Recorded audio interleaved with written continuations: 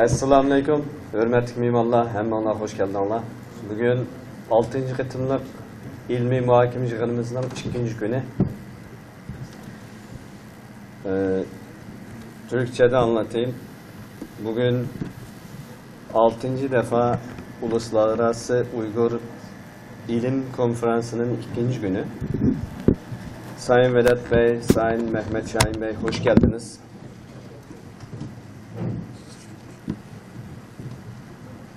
Tünürgün Şöhretkam'ın tebriketini İngilizce okup bargan vakit yetişmey, bugün Uygurçasını okup berey.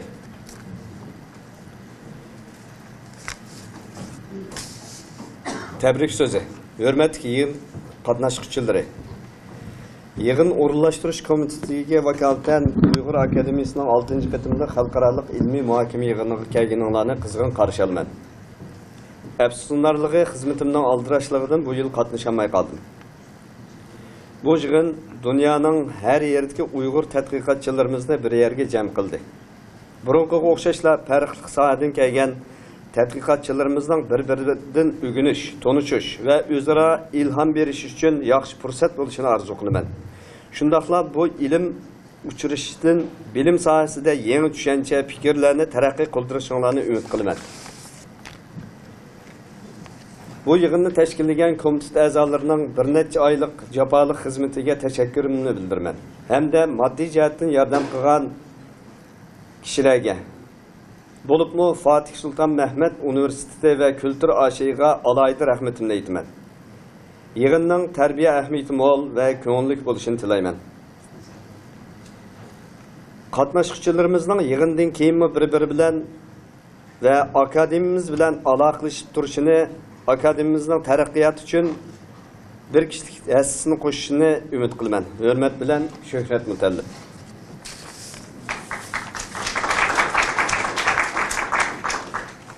Yani bir səmanlığı kesep koyduğun gap, yığın katnaşıkan tədqiqatçılarımızın mol emgeklerini bu yerde bir gün, 2 gün emez, aylap oturup anlasak mı ziyaret etmeydi. Lekin vakit münasebeti bilen yığın katnaşıkçılarımızın doktorat belgeçlerinin vaktini yaxşı orunlaştırışını ümit kılımız.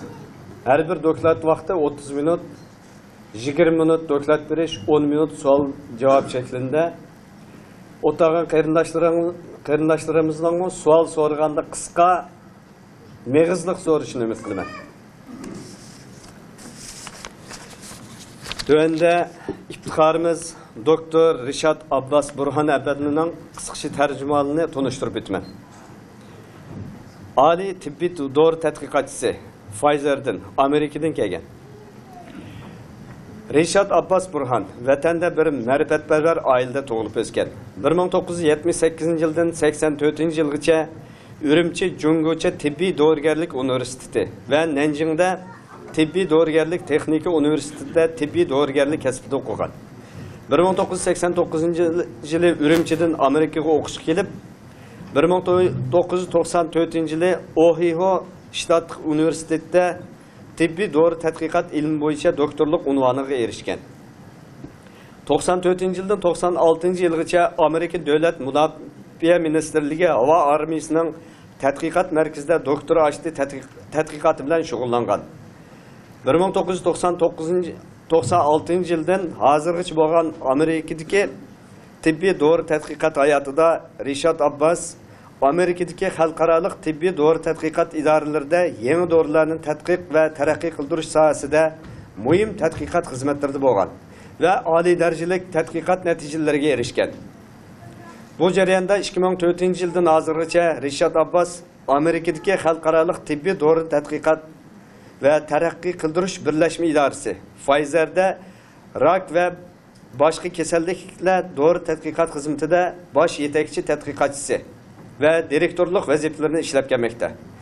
Hazır kadar o 137 parçalı artık ilmi makalelerini halkara tibbi doğru tədqiqat jurnallarda 70 parça ve halkaralık tibbi doğru tədqiqat jurnallarda 65 parça ilan kıldı.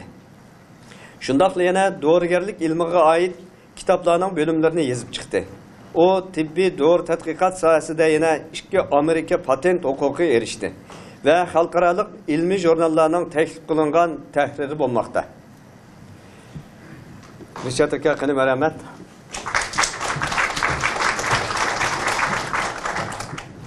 Assalamu alaikum, aziz mehmonlar, qarindoshlar, xush kelibsizlar. Bizning turk qarindoshlar Anqaradan kelgan. Dastlabda hammanglarningki hamisha kelganinglarga çok teşekkürlerni bildiraman. Hem her davlatdan kelgan ziyolilar, mutaxassislar tunigan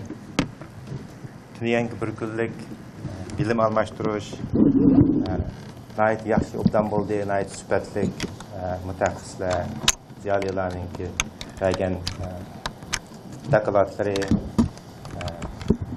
bunun ichida aslında bizim Turg'unninki yurak kasallari, singlimiz Aynur osmondan dengiz biyologiya, dengizning ichi, bundan boshqa tarix, adabiyot, kompyuter, her sohalardan yangi uchurlardan hammamizni ta'minladi.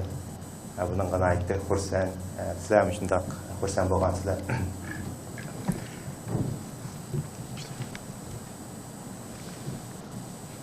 Maşallah. Bu kızılığını çıkarıp lazım. Atar bilmem neydim. Page. He, bo'ldi. Endi mesela başlaştım burun da kılattım ne? Hep Uygur Akademideki qarindoshlar inelerinin kimi tuniye madrak deb o'tdim. Mushu 5-6 yilning yag'i, 6 yilning yag'i pedagoglıq bilan mushu xalqaro ziyolilar konferans o'ylashtirib kelganiga ham bu dövrni shunday qalbida obdan qo'llashtirganiga yana bir qatim tashakkur etaman. Men taklif qilganda men bu nima to'g'riliq so'zlay deb o'ylashib shundan oxiri fan texnika va fursatlar degan mazmunni tanladim. Uni tanlashninki sababi endi hammamiz bizning Uyg'ur yoshlarimiz shunday tirishgan, tirishsalar bo'lamdi, tirishgan bilan yani shunga moslashib, tirishib o'qigandan sirt yani fursat bo'lishi kerak. Mesela Dünya G'ulomlar deb chiqdi. Tarixda 49-yili bizning Uyg'urlar yurtdan ayrilib, vatandan ayrilib 11 mingdan ortiq kishi Kashmirga chiqdi. Nimaga chiqdi? Fursat. Shuningdan boshlab mana hozirgacha bizning yoshlar bo'lamdi, cho'nglar bo'lamdi. Fursat ne izlashib, fursatning keyinidan masalan yoshlarimiz sizlarmi o'qishga chiqyapsizlar, chet elga, Turkiyaga, boshqa davlatlarga tirishib o'qib, shu yerda menga yaxshiroq fursat bo'lishi mumkin deb. Endi shuning bilan bu meningki doklatimda bu fan texnikaningki taraqqiyoti bizga qanday fursatlarni olib kelyapti. Uningdan yana mening ham o'zimning kasbiy doğru tadqiqot bo'lganligidan aylanib kelib, oxirida doğru tadqiqotga qanday fursatlar yaratilyapti. Onundan başqa yoshlarga shu doğru tadqiqotga munosabatli kasblarda o'qisa qanday fursatlar bor degan narsalarni qisqacha to'g'rilashtirib o'tmoqchi. Endi bu hozir hammamizga ma'lumki fan texnika tez taraqqiy qilyapti. Bu fan texnikaning tez taraqqiy qilishi bizningki meditsina, injenerlik, kompyuter degan ko'dinglar singlimiz Aynurning deganda qiladi. Osmonda Sunay Emra'ningki dengizning ostidagi rasmlarni tortib, mushlarning hammasi nima fan texnikaning taraqqiyoti. Va inimiz turg'un berganda qiladimi? Meditsinaningki taraqqiyotida shu vaqtda masalan 50 yil, 60 yilning oldida shuning o'xshash yurak qon tomir, yuraklarning tuzilishlarini uning o'xshash bilib tushunmaydi. Mana hozir shu taraqqiyotlar bilan kompüter, internet, mesela telefon 25 yılın aldı biz Amerika'ya çıkkanda öyle bir telefon veriş için neçe saat saklaydık, neçe ulap onu. Onun için bir minuta neçe dolar gitti. Bana hazır çetellik okuyucu çıkan okuyucularımı kündüz öğretmenlerle sözleşmem dese ekran arkalı, internet arkalı görüşüp dururlar. Bu mu fan texnikanın taraqqiyotning bizga kelgan bir qulayligida hammamizning bu bir fursat yaratib bergan. Shuning bilan birga bu doğru tədqiqatımı nəyim zor təsir var fan texnika tərəqqi qılandan. Endi o'qish kelganda har xil, masalan, har xil kasbda o'qigan oliy maktab ya undan yuqori ilmlarni o'qigan xodimlarga nurg'un fursatlar, xizmat fursatlari, tədqiqat fursatlari va natijalar qozonadigan fursatlari nəyim ko'p. Endi shuning bilan bu fan texnikaning hayotga bo'lgan ta'siri qanday bo'ladi desak, masalan 19-asrning boshlarida odamning umri 40-50 yosh o'ttir hisob bilanda, shunday bo'lgan bo'lsa, mana hozirgi vaqtda o'ttir hisob bilan 70 yosh, 80-85 yoshlar atrofida o'ttir hisob bilanda, uningki masalan tuarak nimiz bo'ldi, yuqoriroq 100 yoshdan oshganlar, mana bizning g'ulamlarga 85 yosh kirgan odam Amerikadan 10 saat aeroplanga o'tirib kelib mana yaqasimiz bilan birga taklif qatnashib o'tirib so'z qilib qo'yadi. Bu shu endi hayotningki sifatiningki yuqorilanganligi bu endi bu hayotningki sifatiningki yuqorilanganligi undan keyin bundan keyin endi texnikada shu fan texnikaningki taraqqiy qilgan sari bu hayot yashashninki nimasi 100 yoshdan eshish mumkinchiligi mana aytdi yuqorida hozir. Endi buningki texnik qanday shuni zo'r holda surish uchun endi nurg'un narsani tadqiqotchilarningki tushunishi, masalan har xil hujurlarningki qanday zaxmlanishi, shuning bilan o zaxmlanishgandan mexanizmni tushungandan keyin masalan yurakning qanday to'silishi bo'lamdi, undan chunqurlab kirgan har xil hujurlarningki shuning bilan kuchli dora yo bo'lmasa turmushdagi sharoitlarni o'zgartirib, masalan turmushda odatda harakat turmushning hayotlikning asosligi harakatni ko'paytirib, mana hozir cheniqish deydi, tamoqqa diqqat qilish deydi. Masalan, shu hujurlarningki zaxmlanishini oldini olish uchun shu mevchi va sayt ko'p narsalarni ko'proq bizningki burungi vaqtlarda muhitlarningki zaxmlanish bo'lishdan burun endi hozirmi oz qoldi bizningki shu dehqonlarimizda 100 yosh, 90 yosh, 100 yoshdan oshadigan dehqonlarimizni aytishib, u nima qanday sabablar u deganda sap havo birsi, bulg'unish yo'q shu vaqtlarda. Undan sirt dehqonlar o'zining tergan saypay mevalarini iste'mol qildi. Go'sht nimalari haftada bo'z bir qatim bo'ldi yo 2 qatim shu turmush sharoiti. Undan keyin chiqib ketmancha bo'ldi. Shuningki shu yaxshi turmush hayoti, undan keyin shuningga moslashgan ijtimoiy harakatlar bilan bizning nurg'un Uyg'ur dehqonlar, nurg'un Uyg'ur shu sapava yashagan vaqtlardagi nurg'un 100 yosh oshganlarni aytib ko'p. Endi hozir ham nurg'un havo bu fan texnika taraqqiy qilgan sari 40-50 yilni havo bulg'anishini aytib ko'p. Shuning bilan birga oningki ziyon tarafi bizningki vatanimizda rak kasallari aytdi. Chiq paydo bo'lib burun bilmaydigan. Endi bu fan texnikaningki taraqqiyotningki yana bo'lgan shu kasallarni texmo to'g'ri diagnoz qilish, uningga to'g'ri diagnoz qilgandan keyin endi shuning unumli dorilar bilan uni davolab saqlaytishga yaxshi fursat bo'ldi. Shuning bilan dorininki yangi dorilarni ijod qilib chiqishga o'tan foydasi bo'ldi. Shu dori unumli dori bo'lgandan keyin undan keyin hayotninki sifati yaxshilab, masalan 100 yosh kirgan adamlar vazif minib harakat qilib hozirgi o'tlagan 50-60 yoshga kirgan yoshli bilan farqi yana 40-50 yil bo'lamdi oldimizda masalan unimi uzunlik ketmaydi degan olmaydi. Yani fan texnikaning taraqqiyotininki yana bo'lgan tiniyan turg'un bilan mazroq so'zlashdik. Operatsiya masalamda operatsiyada burun pichoq bilan badanni ichib operatsiya qildi. Hozir nurg'un kasallarni pichoq tekkizmay turib yig'ini bilan nechadan tuyish ketib operatsiya qilish. Bu nima? Fan texnik taraqqiyotininki taraqqiyotida. O'sha bo'lgan bizning hayotlarimizga bo'lgan paydalarıymış anladığımız. Yani bayımende ötkendek bu fan texnik taraqqiyotning ki şu kasalliklarning ki to'g'ri diagnoz qilish tradlardan nurg'un paydalar yaqinda 8-ayning ki 10 chiqqan bir maqolda o'sha rak kasallarining ki sistemga bo'lish har xil turlarini bo'lish texmi to'g'ri diagnoz qilishga nurg'un foydasi bo'lyotidi degan maqol chiqdi.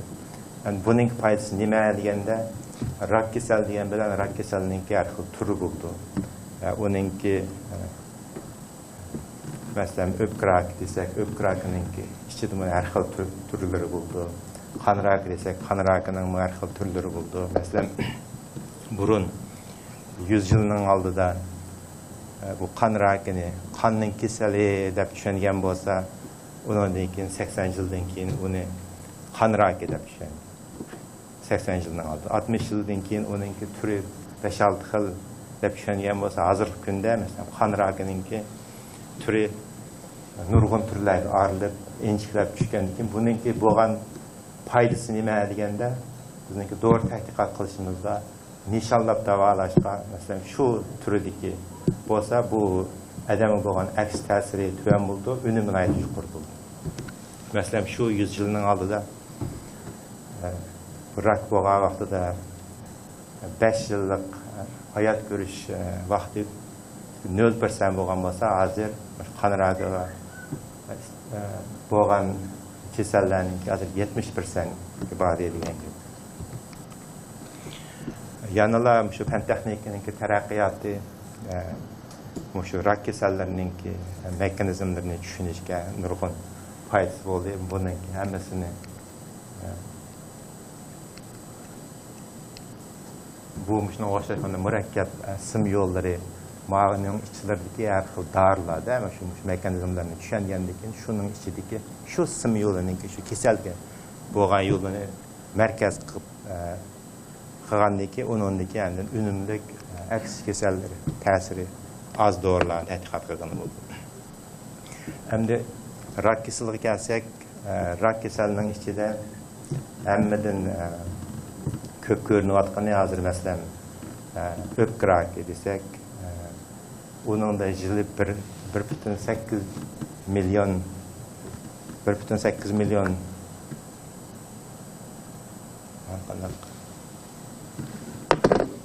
Korean one. O 1.8 milyon kasalni diagnoz qilsa, uning ichida 1.6 milyon saqlanmaydi degan gapda. Shu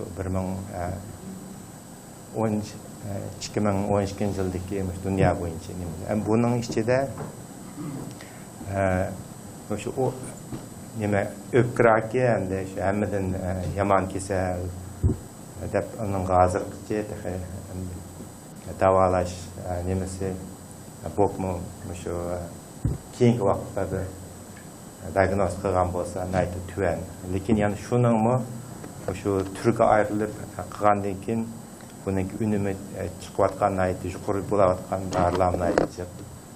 Masalan bizningki Pfizer'ninki 2 yilning oldida 3 yilning oldida bir tasdiqlangan bir dori bor. Shu o'pka rakininki shu turdagi rak bo'lsa, uning unumlik berish nisbati 90% dan yuqori. Bu rak kasali davolashni naydi az uchraydi. Fan texnikaning taraqqiy qilgan sari shunga o'xshash unumli dorilar ko'p yetib chiqilib, tadqiqot qilinib chiqadi. Mesela yakında yana bir şu 6. ayda bir ilan kılınan makalda xalqara çoğun bir taraqqi tədqiqat qilish elib bağının nəticəsində bu öptürakki şu tamak çekmişlerinin içinde 25% mesela 100'den tamak çekse onun içinde 25'i öptürakki buluş mümkünlük cinninki şunun da çatak bağlılığını şununki şunu bayqapmış o BRCA2 degan jinninki şu öpkrak qo'zg'aydigan jinninki ta'siridan bo'ldi deb endi uningda tuni ham bolalar bilan ozroq charchab qilishdik. Bu tamak chekish hamda tamak chekishninki ziyni qandaq. Masalan, deymiz voy palonchi umrvoya tamak chekib ekan 80 yosh kiribdi, 90 yosh kiribdi deydi, to'g'ri.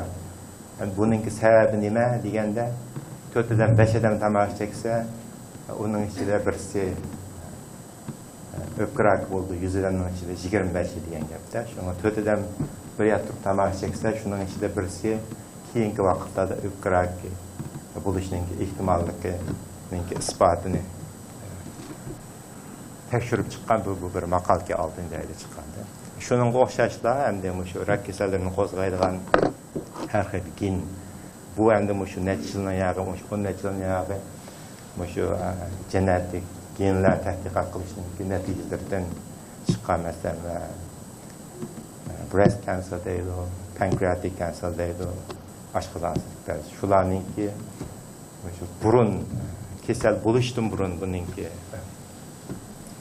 shunday mumkinchiligi borligini bayqab, mesela hozir xabarlardan ko'rdinglar, paranchi shunday operatsiya qilib shu öpkrak bo'lishninki geni bor ekan, shuni oldin operatsiya qilib oldini elibdi degan.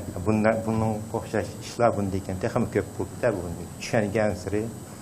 Masalan, bu irsiyat bilan genlar bilan munosabatli bo'lgandan keyin shu odamda shu genlarninki birasi bo'lsa buningga qanday mumkinchiligi bor deb shu bularninki hammasi yana kelib shu hayotninki uzun umr ko'rishninki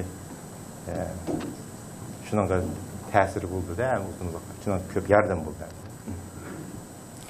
Endi xalqaro bunda elib aytganda shu dunyo World Health Organization'ninki 2014-yilda 2-nji ayga kirib bo'ldi. 22 milyon adam rak kasaliga bo'ldi ekan. Bu endi bu rak kasalininki tez taraqqiy qilayotganligi, shuning ichida har kuni masalan 4000 dan ko'p adam rak kasal, 4000 dan ko'p adam Amerikada 4000 dan ko'p adam rak kasaliga diagnoz bo'ldi ekanda. Bir yilning ichida 8 million adam xalqaro bo'yicha, dunyo bo'yicha.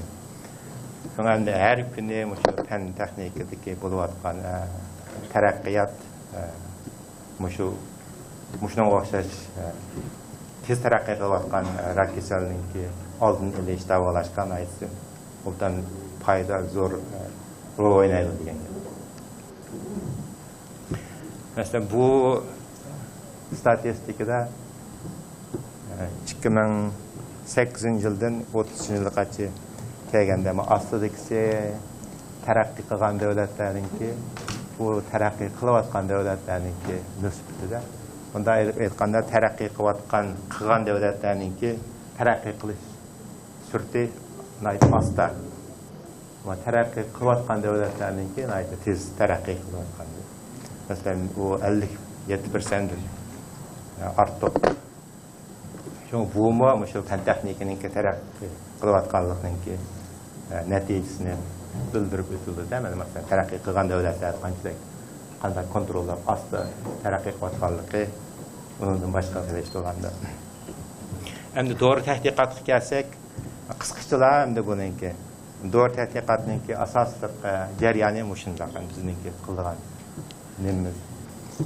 ijodiyatni asos qilib, ijodiyatninki, buningga fan texnikaninki nima bilan har xil kasblarning birlashmasi shu jarayonlar bilan naytdi bexatar ham unumli dorilarni tadqiqot qilib chiqishdi. Bumi yanala dori tadqiqotninki jarayoni, abayqini yani inchiklab ko'rsak, buningda preclinical hayvonotlarda yabimizda tublarda tajriba qilamiz. Undan keyin endi adamga chiqqandan keyin birinchi bosqich, ikkinchi bosqich, uchinchi bosqichda boshlangan o'xshash. Belki bosqichlar bilan bu mandalda bir tushunasiz. Shu dori tadqiqotninki jarayonininki qanday murakkabligini, qanday vaqtning uzun ketadiganligini. Endi adamninki qiziqadigan bizning Uyg'ur tibobat monayt zo'r taraqqiy qilyotdi. Endi buning fan texniki ta'sir qanday bo'lyotdi, qanday bo'lmoqchi bunday ekan degan ham hozirgi ahvoli bizning Uyg'ur tibobat bu uzun yilning yog'i bu dorilarni uyda ya bo'lmasa doktorxonalarda tayyorlab kasallarga berib ishlatib kelyapti. Endi hozirgi yaqinqi taraqqiyotlarda buni kapsul ya bo'lmasa tablet qilib yasab chiqish. Endi bundan keyin qanday bo'ldi deganda mushu o't cho'plarda ya bo'lmasa tabiiy materiallar yasagan dorilarninki mexanizm shuning ichidagi kasalga masalan oq kasalni davolash desa, buning ichidagi qaysi moddasi, qaysi kimyoviy moddasi ya bo'lmasa qaysi moddasi shu oq kasalga ya bo'lmasa rak kasalga foyda qiladi. Shuni ayirib chiqqandan keyin uningki andin men boya ko'rsatganga o'xshash umumyuzlik dori tadqiqot jarayoni bilan ma'lum bo'ldi. Buni to'g'ri qilib tasdiqlab xalqarada o'sha biz hozir ishlatayotgan rasmiy dorilarga o'xshatgan. Bu endi kelgisi, endi hozirdan tortib mushuni ham qilsa, buning bir dorini tadqiqot qilish uchun o'rta hisob bilan 10 yil, 15 yil vaqt ketdi. Bundan keyin endi lekin davomli mushu hozirgi nimiz bo'yicha ishlatamiz desa, endi mau tabletka, kapsullar buningki nemasi qulaylik bo'ldi, lekin endi uning mexanizmlarini yani tushunishga shu jarayon bilan. Endi qisqachalar dori tadqiqotninki darxil usullari bor. Masalan, mau meningki doirim masalan clinical pharmacology degan nima deganda dori badanga qanday ta'sir qildi, badan dorini qanday bir taraf qildi. O'shanga o'xshash matematik modullar bilan undan keyin ham tajribalarni olib buni isbotlab chiqamiz.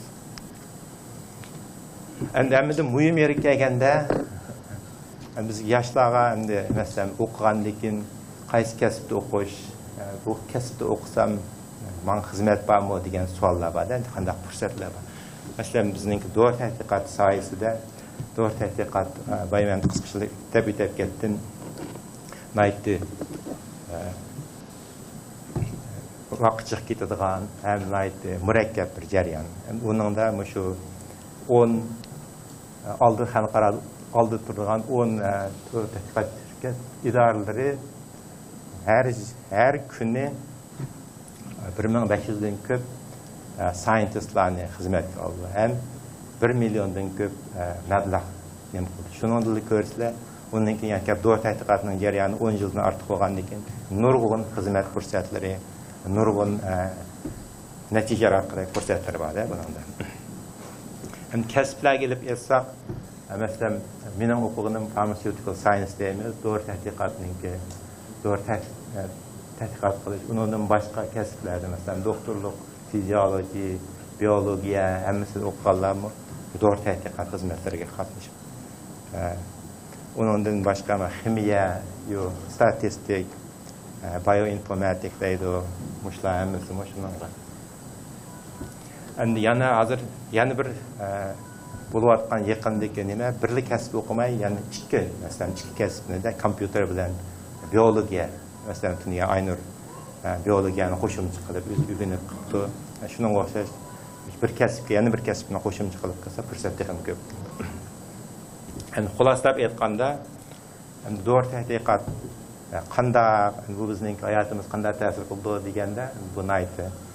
Shu eng fan texnik taraqqiy qilayotgan fan texnikadan foydalanib ijodiyat bir jarayoni Onunki vaqt 10-15 yıl vaqt ketdi, nurgun mablag' sarf qildi.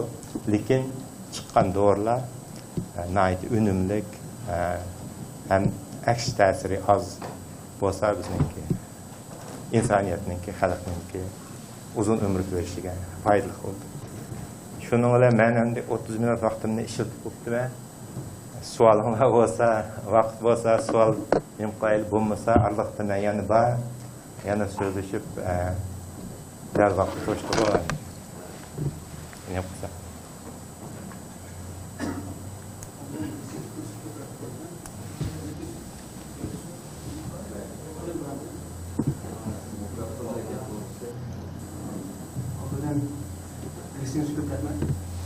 Meniki sizlardanki şu müştimdeki sen kesinlikle aldığınız bayrak türler arayış teknik konuşmacaki ahvalını düzelttiniz mi azar kadar? Set oturup. Yani halakanlar aramışsan aldığın senin bayrakçı aldığın ne iş? Bizim bu andaki türler davada şey çıkartıyor galiba. Teknik konuşmacı düzeltti kanarak öyle. Hem de bizden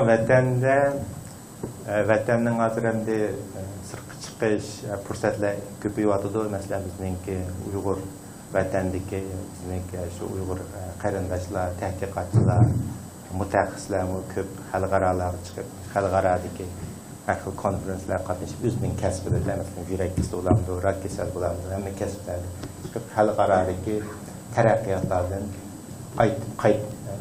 shulardan o'rganib bilimlarni bir almashtirib qaytib berib shu amaliy xizmatlarga ishlatib qoldi. Başka bu İsmail Bey'le mesela tarih deyimiz mesela bu Uygur tatbikat sahasında mesela vatandaşlıkma pek çekim vardı, bunu kumum vardı. Vatandaşlıkma mesela fırsatlar pek azdı. Amerika'da verdi, yüzümüz yaşadık. Mesela Amerika okursa mesela o bizim Uygurlardan münasebet tarih kirptirtçü, kirptirişkini gilan özgertçü. Yani Mongolia ya işkili tungalarda kalanı menzile çıkıyor değil mi? Bunu okuyucu güzel oldu.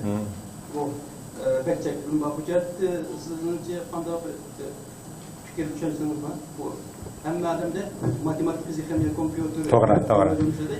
Ama o biraz da onun kıymet yaratmadan başka pul, bir sistem kullanılıyor. Ama unutup bağlan sene yok bu arada diyor. Doğru. Bundan ondan sual oldu ya. Hem de fırsat degende bu fen texnikal emas, fırsat hamma sayesinde var da. Mesela tarih bulamdı, coğrafya bulamdı, yağmaz edebiyat bulamdı. Şunu öğrengichi bo'lgan o'quvchi insonlar shu bir kasbni o'zi so'ysa, shuni yaxshi ko'rsa, shuningda cho'qim bir natija elde chiqib deb tushunaman. Boshqa endi bu tarix o'rgangan bo'lsa, masalan, Amerikada bo'lsa-mu, Amerikada mayt fursat bor. Shu kasbni elib manaman desa, uningdan nurg'un natijalarni qo'lga keltirgan. Aynan. Ha.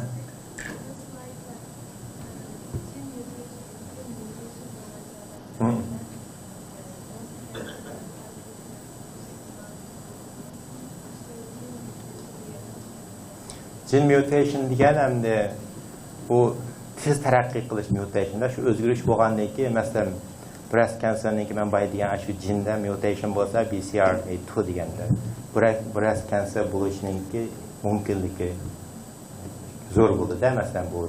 Undan keyin pancreatic lung cancer shuna gene mutation har qanday bir selda mutation bo'lsa, endi hozir chunqurlab gene mutation bu asosiy mexanizm shu bo'ladi. Tezdan o'ldirish. Yani bu bunday yaxshi obdan savol bu. Rak kasal qanday bo'ldi deganda normal odatda hujurlar normal shakllanib, normal hayoti bilan tugaydi. Bu rak kasali binomlarda binomar ko'paydi. Shundan keyin shu mutationning asosiy sababi shu.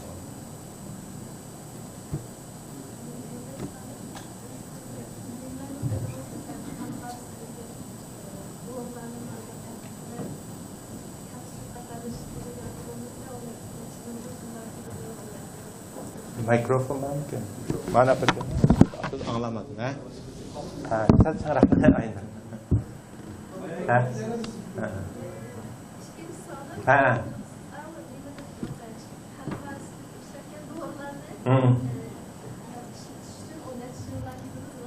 Terakki tədqiqat qılıb çıxış üçün.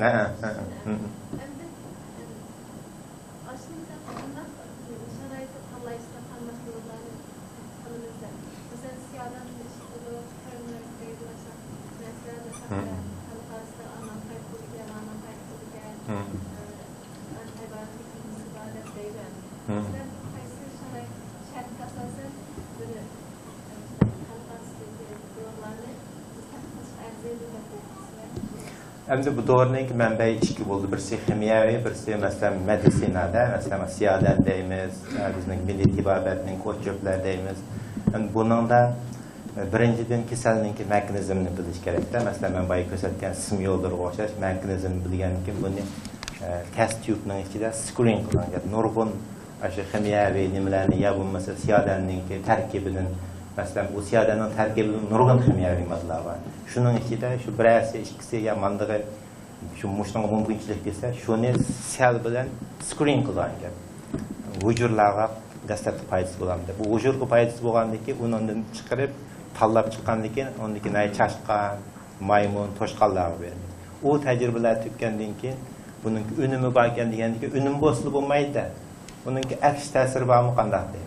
Şu hücrelerde şundaki bununki ünümünü, bunun aks ta'sirlarini tanlab, şungaçqa mesela bir 10 milyondaki ximiyaviy dorining ichidan oxir tanlab, birasi o'sha jarayonda yeng dori bo'lib chiqish mumkinchilik borda.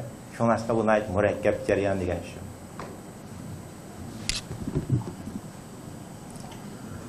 Qaysinglar ikkilanglar tanga.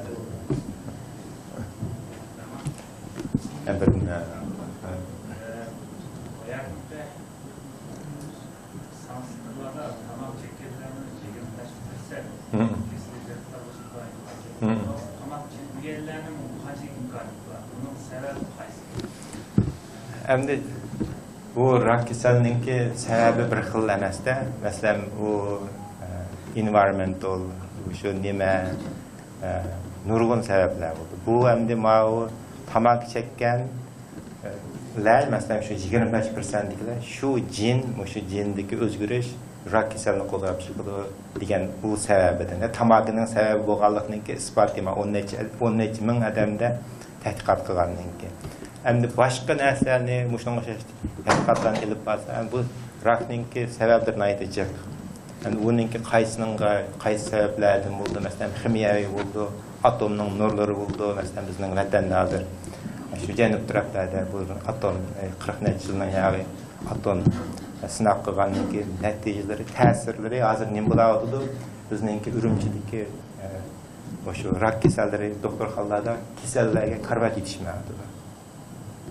Şunu bununki nimalarına ait köp.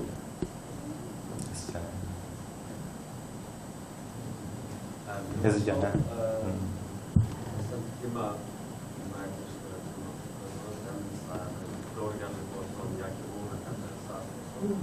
Yani şu Uygur'un gibi yaşlısız Amerika'daki garipte en tehlikeli ve fırsat. Fırsat en tehlikeli. Erkeklerden olsun, yakışmaylardan olsun fırsatına ait mühimde çünkü rakabat güçlü. Rakabetine ait güçlü. Şu an Uygur yaşları için mesela vatandaş şarayetleri olsun, okuçlar olsun. Siz kandak ekstredirsiniz. Mesela fırsatlı Uygur yaşları nerede takılır? Qaysi sahalarda tabiiy fanlarda yakışmaylar, qaysi sahalarda Uygurlar merkez kerak, merkez şu tadqiqotdagi o'qish shu soat infosini maktabimizda fırsatdan qanday egallaydi. Bu to'g'risida biz o'zidagi o'ylarimizni Endi rahmat Ezufqa. Endi fursat, endi hamma kasbda baydidik, hamma kasbda, hamma sohada, hamma yerda borda. Endi mening shaxsan masalan fan texnikaga qiziqadigan yoshlar bo'lsa, mana shu tuvandagi to'g'ri bo'lamdi, meditsina bo'lamdi, biologiya bo'lamdi, shu tadqiqot bilan shug'ullanadigan kasblar bo'lsa, bu fursat ko'proq bo'ldi deb o'ylayman. Natija qozonish fursati ko'proq bo'ldi. Masalan, bunday ekan bizning Uyg'ur yoshlardan Shuhrat Mutallibga o'xshash. Bunday ekan masalan shu misha o'tdagan yoshlarning ichidan kim bo'ldi? Ya'ni 20-30 yildan keyin Nobel mukofoti chiqarganlar bo'lamdi. Umi fursat. Shundaqmi? Masalan biz Uyg'urlar o'quvchilar nechchidan yag'imish, 10 nechchidan yag'i fursatni deb chet ellarga chiqyapti, o'qish fursati bu. O'qish fursati bilan birga buningga o'qish maktab bitgandan keyin shu bir sharoit fursati bo'lishi kerak-da, u xizmat. Buning birisi turmush xotirjamlik bo'ldi, yana birisi o'zi davomli o'qiganni, bu xizmat chiqqandan keyin o'qish to'xtab qolmaydi. O'qishdan davomlashmoqda. Bu mening o'zimning kasbini men ko'proq nima qilaman-da albatta. Endi mushuningda yosh bolalarga meningki nima mush kasbdan o'qib, masalan, doktor bo'lamdi, dori tadqiqot bo'lamdi, mush nimalarni shug'ullansa, bu mening qo'shildig'ini, mening qilgan kasbimni men nima yaxshi ko'rmayman desam, mening tadqiqot qilib chiqqan dorilar insoniyatga foydasi bo'ldi. Xalqlarningki hayotini o'zgartirganga, xalqning turmushining sifatini ko'targanga foydasi bo'layotganlar. Men shuni o'qish.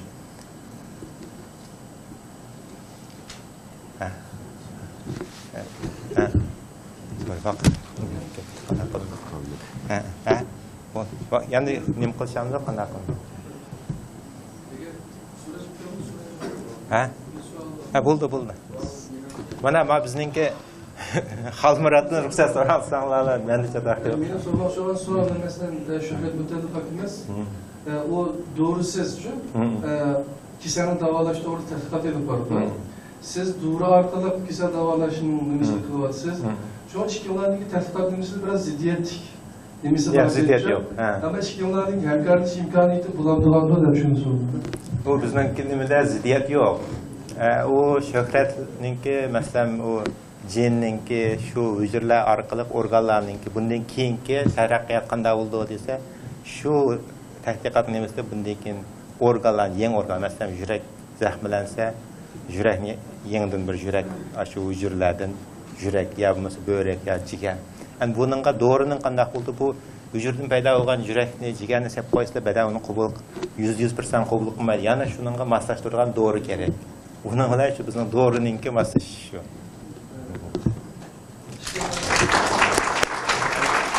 Endi oxirida men yana birla yig'iz gapim.